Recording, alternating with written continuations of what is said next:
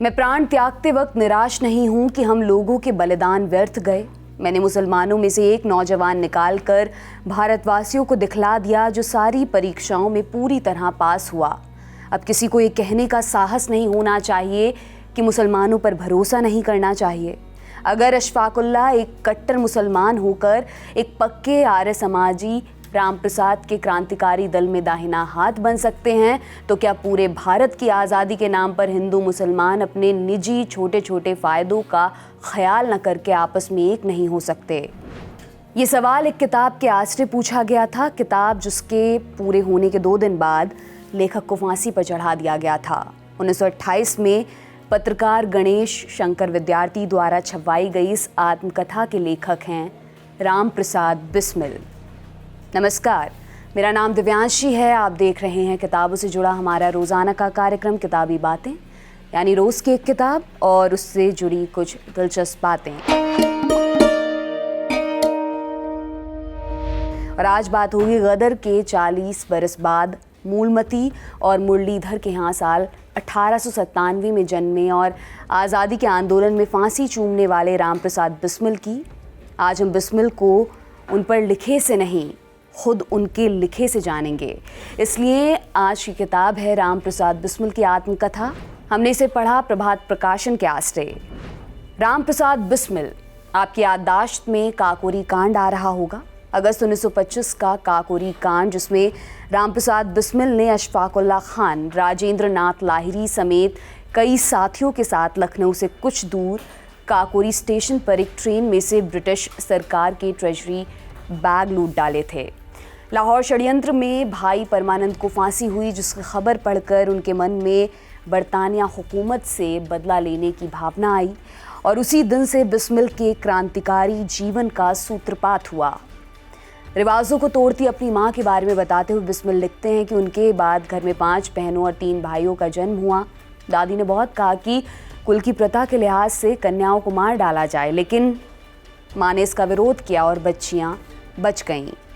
अपने दोस्त अशफाकुल्लाह खान को याद करते हुए रामप्रसाद बिस्मिल किस्सा सुनाते हुए लिखते हैं कि बादशाही ऐलान के बाद जब शाहजहांपुर आए थे तो स्कूल में मुलाकात हुई थी। अशफाक की रामप्रसाद से मिलने की बड़ी इच्छा थी। उन्होंने मैनपुरी षड्यंत्र के बारे में कुछ बातचीत करनी चाहिए थी। रामप्रसाद ने यह समझकर कि एक स्कूल का मुसलमान विद्यार्थी मुझसे इस तरह की बातचीत क्यों करता है, अशफाक की बातों का जवाब उन्होंने काफ़ी रूखेपन से दिया। अशफाक को इससे बहुत दुख पहुंचा था, पर अशफाक ने अपने इरादे को यूं ही नहीं छोड़ दिया। वो अपने निश्चय पर डटे रहे। जिस तरह हो सका कांग्रेस में बातचीत की। अपने कुछ अच्छे दोस्तों के आश्रय वो बिस्मिल को इस बात का विश्वास दिलाने में कामयाब रहे कि वो बनावटी आदमी नहीं है, कि उनके दिल में भी मुल्क की खिदमत करने की ख्वाहिश है। आखिरकार अशफाक कामयाब रहे। उनकी कोशिशों ने बिस्मिल के दिल में जगह पैदा कर ली थी। वो दोनों सच्चे दोस्त बन गए। सबको अचरज था कि एक कट्टर आर्य समाजी और मुसलमान का मेल कैसा। बिस्मिल मुसलमानों की शुद्धि करते थे। आर्य समाज मंदिर में उनका निवास था, पर अशफाक को इस बात की रत्ती भर चिंता नहीं थी। बिस्मिल के कुछ साथी अशफाक को मुसलमान होने की वजह से घृणा की नज़र से देखते थे, पर अशफाक का मन पक्का था। वो बिस्मिल के साथ ही आर्य समाज मंदिर में आते जाते थे। हिंदू मुस्लिम झगड़ा होने पर मोहल्ले के सब लोग अशफाक को खुल्लम खुल्ला गालियाँ देते थे, गाफिर के नाम से पुकारते थे, पर अशफाक अपनी सोच में साफ थे। हमेशा हिंदू मुस्लिम एकता के पक्ष में रहे। बिस्मिल अपनी आत्मकथा में लिखते हैं कि अशफाक की ज़िंदगी में अगर कोई विचार था तो यही कि मुसलमानों को खुदा अक्ल देता कि वो हिंदुओं के साथ मिलकर हिंदुस्तान की भलाई करते। जब भी बिस्मिल हिंदी में कोई लेख या किताब लिखते तो अशफाक टोकते हुए कहते, उर्दू में क्यों नहीं लिखते जो मुसलमान भी पढ़ सकें। जब अशफाक अपने घर में माँ या भाई से बात करते तो उनके मुँह से हिंदी के शब्द निकल जाते थे, जिससे सबको बड़ा अचरज होता था। ये बात इतनी बढ़ गई थी कि बिस्मिल के प्रभाव में आकर अशफाक कहीं इस्लाम धर्म छोड़कर शुद्धि ना करा लें। बिस्मिल की मित्र मंडली में आए दिन बात होती है मुसलमान पर भरोसा करके कहीं धोखा ना खाना। बिस्मिल लिखते हैं कि अशफाक और मैं अक्सर एक ही थाली में खाना खाते थे। यहाँ उनकी आत्मकथा से हमें एक और रोचक ब्यौरा मिलता है। रामप्रसाद बिस्मिल को अशफाक कभी भी नाम लेकर नहीं पुकारते थे, हमेशा उन्हें राम कहा करते थे। जब एक बार अशफाक को दिल का दौरा पड़ा तो वो बेहोश हो गए थे। उनके मुंह से बार बार राम, हाय राम जैसे शब्द ही निकल रहे थे। पास खड़े लोगों को आश्चर्य हुआ कि अशफाक राम राम कहते हैं। लोगों ने कहा कि अल्लाह अल्लाह कहो, पर अशफाक को राम राम की रट थी। उसी समय एक दोस्त आए जो राम को जानते थे। तुरंत राम प्रसाद बिस्मिल को बुलाया गया। उनसे मिलकर अशफाक को शांति मिली। तब सब लोग राम राम के भेद को समझे। अदालत ने अशफाक को फांसी की सजा सुनाते हुए उन्हें बिस्मिल का लेफ्टिनेंट ठहराया था।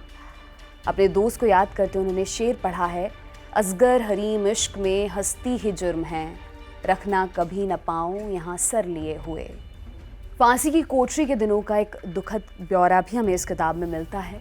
बिस्मिल लिखते हैं कि सरकार की इच्छा थी कि मुझे घोट घोट कर मारे। इसी वजह से इस गर्मी के मौसम से 3.5 महीने बाद अपील की तारीख तय की गई। मुझे 3.5 महीने तक फांसी की कोठरी में भूंजा गया। ये कोठरी पक्षी के पिंजरे से भी खराब है।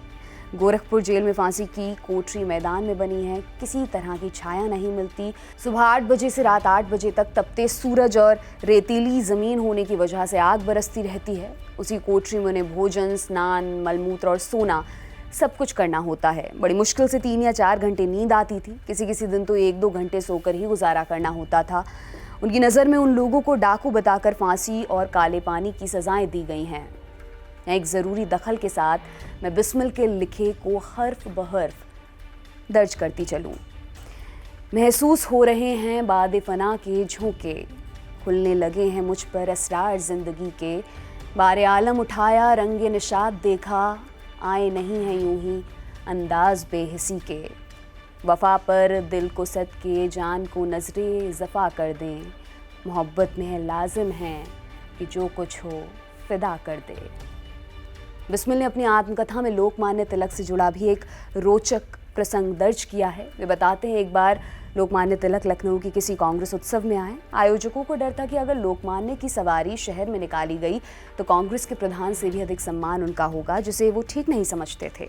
इसलिए सबने निर्णय लिया कि जैसे ही तिलक पधारें उन्हें मोटर में बिठाकर शहर के बाहर निकाल ले जाएं। इन सब बातों को सुनकर बिस्मिल समेत कई नौजवानों को बड़ा दुख पहुंचा। उन्होंने विरोध भी किया। अब जैसे ही लोकमान्य की स्पेशल ट्रेन आई, कांग्रेस के लोगों ने उन्हें मोटर में जा बिठाया। अपनी योजना को असफल होते देखकर बिस्मिल और उनके साथी मोटर गाड़ी के आगे लेट गए। बिस्मिल इतने उत्साहित थे कि मुंह से कोई बात न निकलती थी, केवल रोते जाते और कहते जाते, मोटर मेरे ऊपर से निकाल ले जाओ। उन लोगों ने कांग्रेस के सदस्य से जब कहा कि प्रधान को ले जाने वाली गाड़ी दीजिए तो उन्होंने इसके लिए मना कर दिया। एक नौजवान ने मोटर का टायर काट दिया। लोकमान्य तिलक ने बहुत समझाया, मगर वहाँ उनकी सुनता कौन। एक किराए की गाड़ी से घोड़े खोल लिए गए। लड़कों ने अपने सिर पर पैर रखवाकर उन्हें उसमें बैठाया। सबने मिलकर हाथों से गाड़ी खींचनी शुरू कर दी। इस तरह लोकमान्य का जितनी धूमधाम से स्वागत हुआ, किसी और नेता की उतने जोर से सवारी नहीं निकाली गई। लोगों के उत्साह का ये हाल था कि कहते कि एक बार गाड़ी में हाथ लगा लेने दो, जीवन सफल हो जाएगा। तिलक पर फूलों की जो वर्षा की जाती थी, उसमें से जो फूल नीचे गिर जाते थे उन्हें उठाकर लोग पल्ले में बांध लेते थे।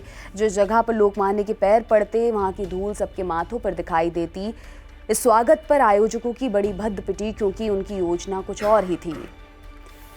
आज़ादी के नायकों से सीखते हुए हमारी भी ये योजना है कि अपने इतिहास, समाज और संस्कृति पर हम यूं ही खूब पढ़ें और पढ़ा हुआ आपको बाँचते रहें। किताबी बातों का आज का अंक लिखा था हमारे साथी दीपक ने। आपको एपिसोड कैसा लगा कमेंट बॉक्स में हमें ज़रूर बताएं और देखते रहें दी लल्लन टॉप। बहुत शुक्रिया।